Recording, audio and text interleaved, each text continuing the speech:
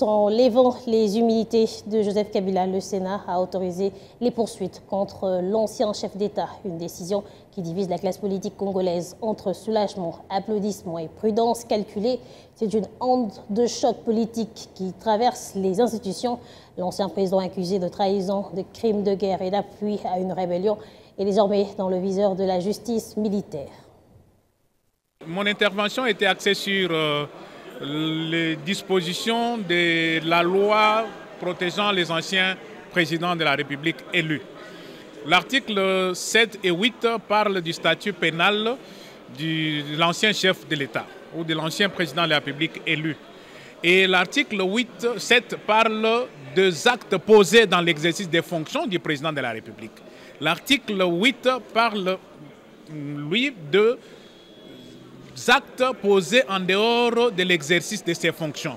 Mais tous ces deux articles, dans leur lecture combinée, ramènent à un exercice, à un président de la République qui est en pleine fonction. Il peut poser des actes qui relèvent de son exercice présidentiel, ou tout comme il peut poser aussi des actes qui ne relèvent pas de l'exercice de ses fonctions. Alors, dans l'un ou l'autre cas, le président est en place, il est en fonction. Alors, beaucoup de gens confondent, conformément à l'article 8 qui dit pour les actes posés en dehors de l'exercice de ses fonctions, pour lever les immunités, il faut se référer au Congrès, les deux chambres réunies. Mais pour qu'on parle du Congrès, il faut que ce soit des actes posés pendant que l'intéressé est encore président de la République. Et que ces actes infractionnels soient posés en dehors de l'exercice de ses fonctions de président. Alors, la loi parle des actes posés en dehors de l'exercice de ses fonctions, c'est-à-dire que le président est en fonction. Et alors, les autres confondent avec les actes posés après l'exercice de ses fonctions.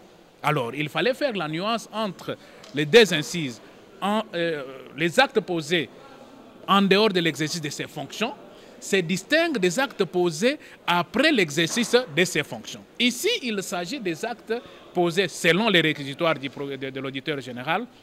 Il s'agit là des actes posés après l'exercice de ses fonctions, c'est-à-dire il n'est plus président de la République, il est maintenant sénateur, il est collègue sénateur.